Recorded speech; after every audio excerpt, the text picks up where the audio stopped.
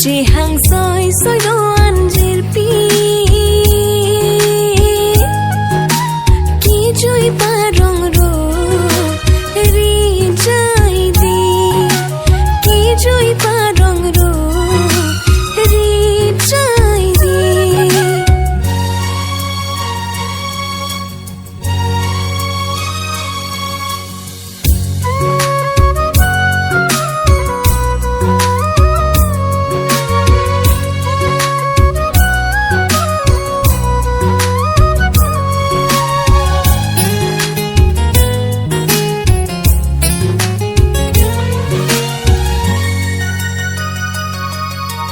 फिर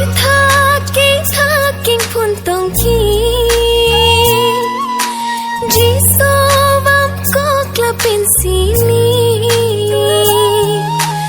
arong aje nang liloti